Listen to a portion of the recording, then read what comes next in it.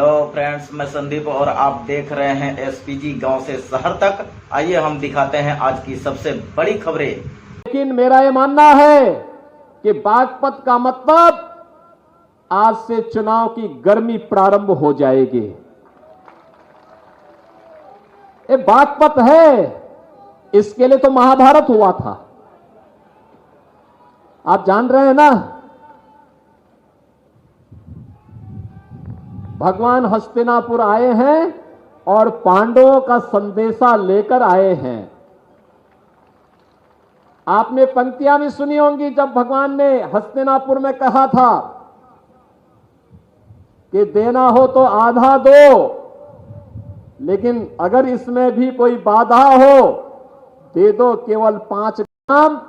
अपनी उन गांवों में बागपत भी एक था। आज से 5000 वर्ष पहले और 5 गांव जिनमें बागपत एक गांव है, आज का जनपद है, प्रगतिशील जनपद है, विकास की मुख्य धारा के साथ जुड़ा हुआ जनपद है। ये वही जनपद है 5000 वर्ष पहले जहां से महाभारत की नींव तैयार होती है। उस समय भगवान को अपनी लीला दिखानी थी और अन्यायी और अत्याचारी ताकतों को उनकी हैसियत भी दिखानी थी, और उसका आधार बना था बागपत। बहनों और भाइयों, दुर्योधन वह भी दे न सका, आशीष समाज की ले न सका, तो स्वाभाविक रूप से वह तो होना ही था। आज देश प्रधानमंत्री मोदी जी के नाम में दुनिया की एक बड़ी ताकत बनने की ओर अग्रसर है, और निसंदेह पिछले 10 वर्ष में मोदी जी ने देश के लिए जो कुछ किया वह किसी से छुपा हुआ नहीं है। हम लोग जो कुछ भी यहां करने में सफल हुए, यहां के लोकप्रिय सांसद डॉक्टर सतपाल सिंह जी जब यहां पे विकास की बात करने के लिए आए, पहली बार जब मैं मुख्यमंत्री बना तो तुरंत वहां टपक पड़े। मैंने कहा अभी तो सरकार बनी ही है। इन्होंने कहा इसीलिए मैं सबसे पहले आया हूं क्योंकि दिल्ली के सबसे नजदीक रहता हूं, और दिल्ली के सबसे नजदीक रहने के बाद, मुंबई देखने के बाद जब मैं अपने बागपत की तुलना करता हूं तो मुझे लगता है कि मैंने पूरा जीवन महाराष्ट्र में, मुंबई में, नागपुर में, पुणे में व्यतीत तो किया, लेकिन बागपत के लिए कुछ कर नहीं पाया। एक अवसर मिला है, वहां की जनता जनार्दन ने मोदी जी की कृपा से एक अवसर दिया है। मैं एक बार वहां कुछ करना चाहता हूं। और बहनों और भाइयों, जो भी प्रस्ताव यहां के सांसद और यहां के विधायकों ने मेरे सामने रखा विकास के लिए, प्रदेश से होना था तो प्रदेश से, और नहीं तो केंद्र के पास भेजने में कोई देर नहीं लगाई। 24 घंटे ज्यादा समय नहीं लगाते थे।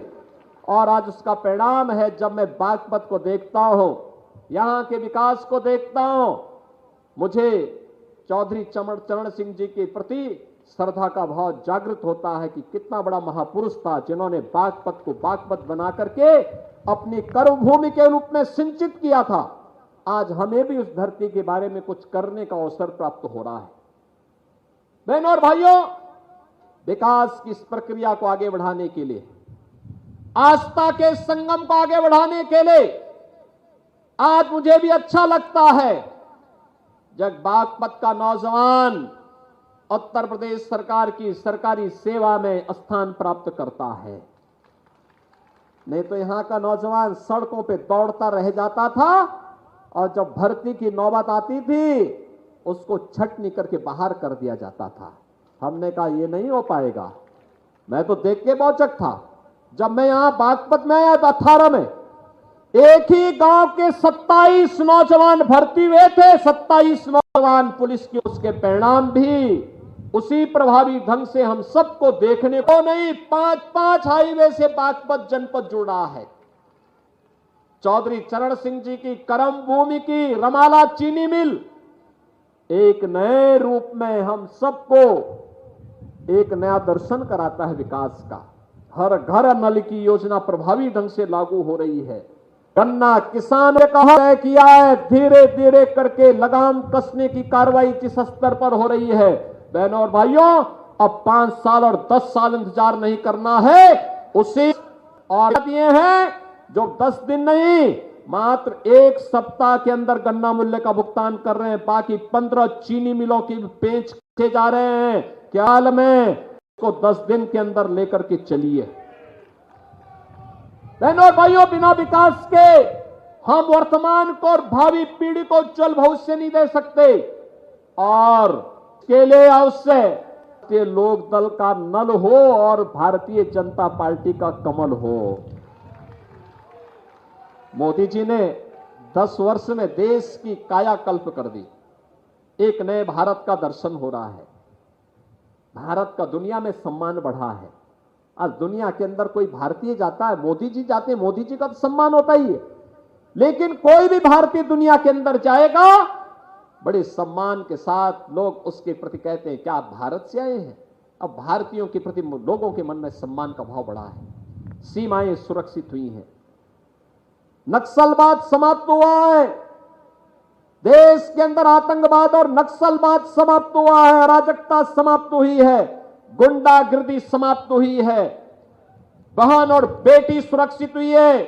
व्यापारी सुरक्षित हुआ है और व्यापार तेजी के साथ आगे बढ़ा है। निवेश का एक नया माहौल बना है और निवेश के इस माहौल को तेजी के साथ आगे बढ़ाने के लिए आज हम सब आपके पास आए हैं कि भारतीय जनता पार्टी और लोक दल ने मिलकर के एक योग्य प्रत्याशी आपके बीच में दिया है, डॉक्टर राजकुमार सांगवान के रूप में।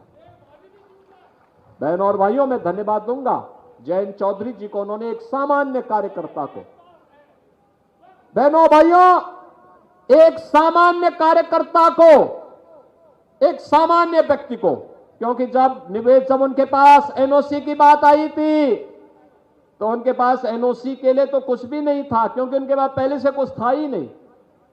उन्होंने कहा साहब मैं तो ऊपर से नीचे एनओसी ही हूं, यानी नो ऑब्जेक्शन सर्टिफिकेट वो ऊपर से नीचे तक है। और उन्होंने पूरा जीवन उन मूल्यों के लिए जिया था जिन मूल्यों के लिए चौधरी चरण सिंह जी ने अपना जीवन जिया था।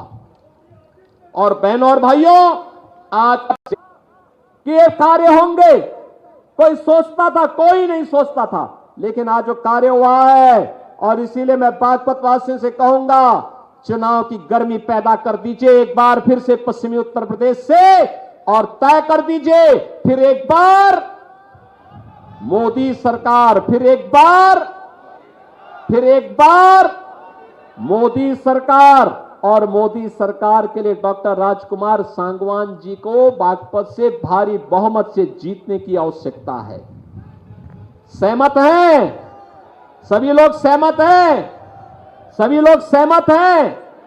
चुनाव जिता करके भेजेंगे, घर घर जाएंगे।